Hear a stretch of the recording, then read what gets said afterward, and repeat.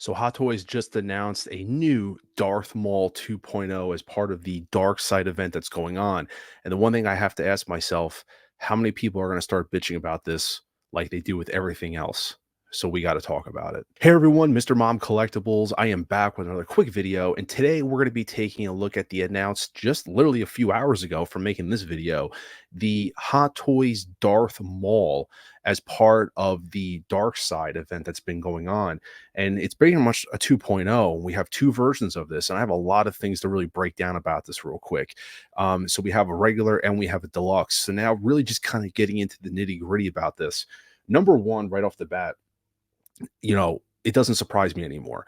Hot Toys is they've been going back into the vault, pulling out different figures and even 2.0ing things that a lot of people feel like we don't need. But the reality is, I feel like, as long as they're improving, and this is another example, I personally have this figure. I have the one without the speeder, the original DX, and I still felt like that was one of the best DXs that they've done between the packaging, what they offered for the value. It was fantastic. And, you think to yourself, how could they improve it? Well, here you go. They did. And if you're an owner of the original, I think you can really appreciate the upgrades that they made on this. Now, does that mean that you have to get it? No, but you can still appreciate the changes that they made to it. And we're going to break that down in this video.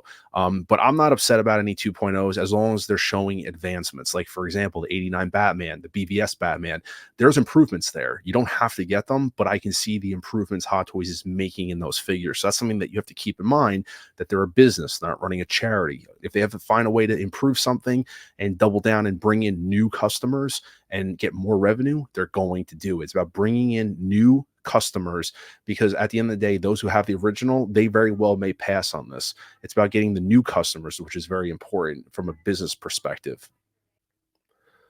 That being said, let's break down what we got here. So we're going to go the deluxe one first. Now, at the time of making this video, there's no pricing up. There's HK pricing, but I'm not going to get into that stuff. You can RSVP this right now. So it is on Sideshow's website for RSVP, assuming this is going to be out tomorrow, which is Friday, May the 3rd, along with a lot of other stuff that's going to be coming out. So Sideshow's probably going to get jammed up.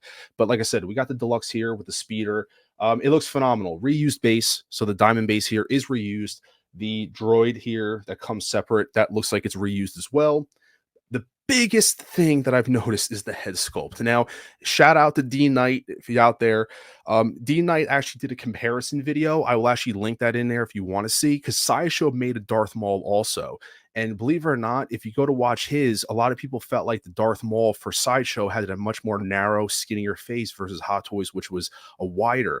And believe it or not, without looking at it, I thought the Darth Maul sculpt on Hot Toys was phenomenal. I thought, when you look at people's top 10s, it's up there in terms of sculpts. And D Knight did a great breakdown where actually the Sideshow sculpt looked more accurate than Hot Toys. And Hot Toys went and did that. Two newly developed head sculpts with separate rolling eye systems. You got the rolling eye system, but they redid the sculpts. You have two different facial expressions, and the head sculpt is actually more narrow, which is really awesome. And like I said, this is him on the speeder bike, just showing a lot of different, poses and things. But there's a couple other instances that they did, which is really great as well. So like I said, the facial expressions look fantastic to me. The neutral expression and then the mouth open, they look really, really, really great. Just a menacing look. I always loved the design of Darth Maul. He was one of my favorite characters from Star Wars. But like I said, breaking down what this comes with, it is it's really an unbelievable package. Now here's that comparison I was talking about, where you have the original DX 1617 here, and then you have the new one. I love the, like I said, I feel like even looking at the open expression, it just looks much more menacing here, right? But you can see the face is narrow, a little bit taller. It's just more accurate. Newer paint applications, the red, the black. But just like I said, the shape of the face is more accurate to the character. Now, here's the breakdown of a couple of things I've noticed too. Not only that, USB powered lightsabers, that's a plus. Funny enough, I did a video USB hacking mine, but you get USB powered single and double. You also get, like I said, the two sculpts. And also the speeder bike is light up USB. The original one was battery operated, so they're giving you USB powered for the speeder bike. And then also another thing that, once again, you may not appreciate unless you have it, a newly tailored robe with enhanced fitting. And if anyone has the original, the robe was a pain in the ass. It was big, poofy. It really didn't form the contour to the figure well. So Hot Toys went back and improved that. Now, looking at some of these photos, And also, you have two different versions with the coins. The coins look like to be a new thing that they're doing. Depending on what region you are, you're going to get the red coin or the gold coin. But there's certain things I'm calling out here. Like the gloves look similar. It was a split cut design that had like this little padding piece, and then you had the hand there, so it was split cut. Same thing. The boots look similar, so I wouldn't be surprised if, like, to save on some resources, the body and some of those components will be the same, just updated. I don't expect there to be a new body per se, because it's hard to tell in terms of, unless you have it in hand to do a body comparison, and they don't also call that out. So they're calling out the sculpt, but like I said, I see the hands look the same. The robe looks a little bit different. Like I said, it was wired. The original one, all the drapery here was all wired, very light wire, wasn't a strong wire. So this was all wired here as well. Like I said, the boots look the same, saber updated. I think overall it's a great looking piece. And like I said, you have the deluxe and you have the collectors.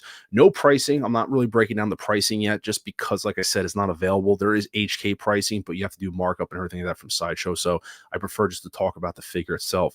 Now, if you're someone that has the original, do you need to get this? It depends on which one you have. If you have the speeder, I mean, these are upgrades, even though they might seem minor. To me, I think they're crucial upgrades that, unless you had the figure, you can understand. That being said, if you have the whole speeder package, the original one, it's going to be tough to upgrade to the deluxe again.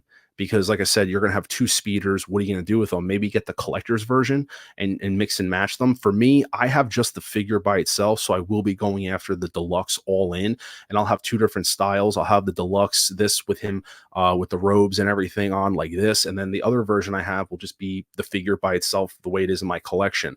I also have Qui-Gon Jinn, so they'll pair nicely. But this is one that, people were hoping for, and for those who get a second crack at it, congratulations on that. It's an awesome looking piece.